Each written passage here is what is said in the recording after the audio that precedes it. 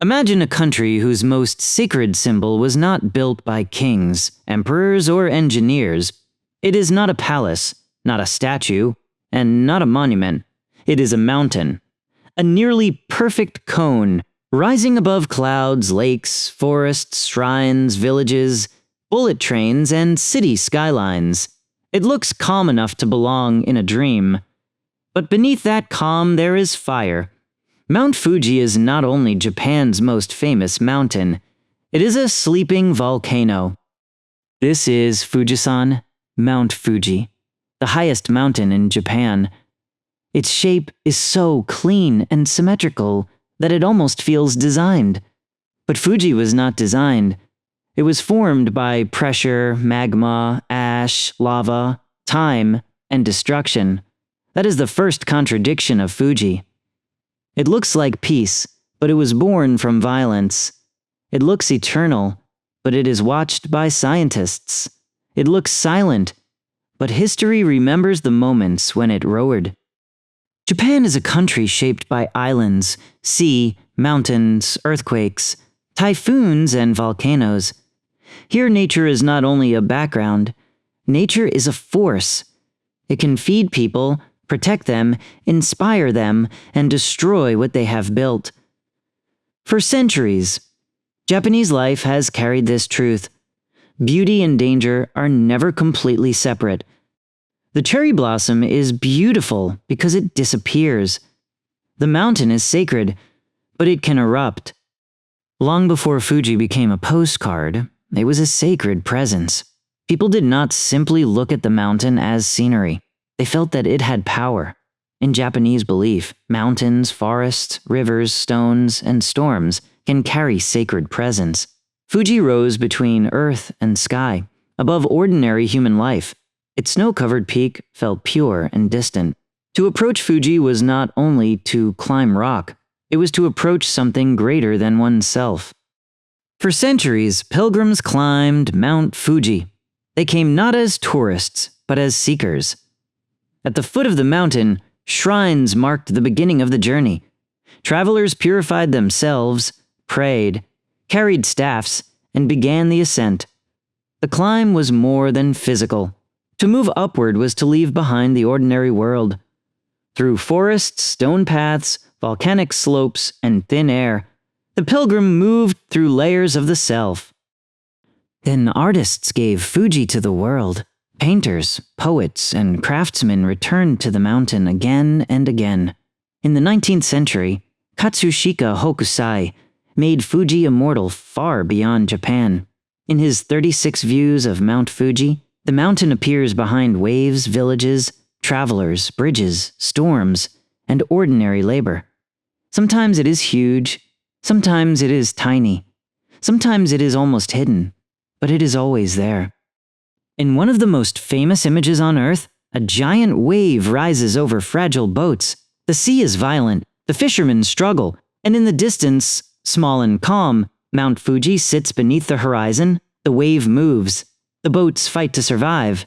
The water threatens, but the mountain remains. Through Japanese woodblock print, Fuji traveled across oceans. A sacred mountain became an artistic language, and Japan's inner landscape became visible to the world. But every beautiful image of Fuji hides a darker truth. Mount Fuji is a volcano.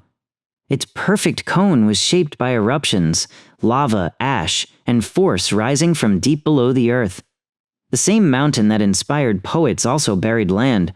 The same mountain that gave pilgrims a path to purification also reminded villages that nature could not be controlled. But for a volcano, silence does not mean death. It only means waiting. In 1707, Mount Fuji erupted. It was the Hōei eruption. The mountain did not send a river of lava toward Edo. Instead, it sent ash. Black ash rose into the sky and spread across eastern Japan.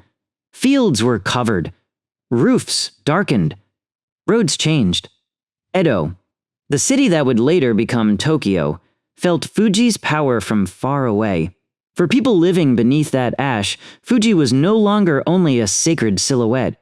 It was a reminder that beauty can become disaster. Then came modern Japan. Railways, factories, electric lights, cities, highways, bullet trains, glass towers, neon districts, airports, screens, and still Mount Fuji remained. From certain train windows, it appears suddenly beyond the fields. From Tokyo, on clear days, it rises in the distance like a memory behind the skyline. One of the most powerful images of Japan is a bullet train passing beneath Fuji, speed beneath stillness, modern engineering beneath ancient earth.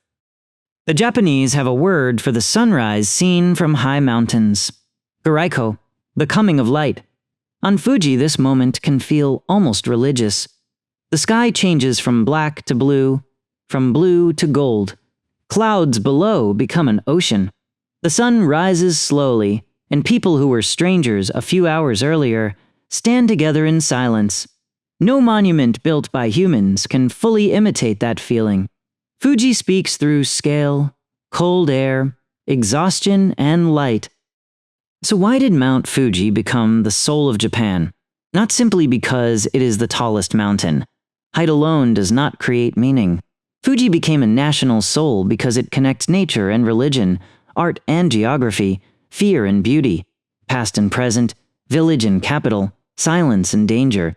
It connects the handmade world of woodblock prints with the high-speed world of bullet trains. It is old enough to feel eternal, but alive enough to demand respect.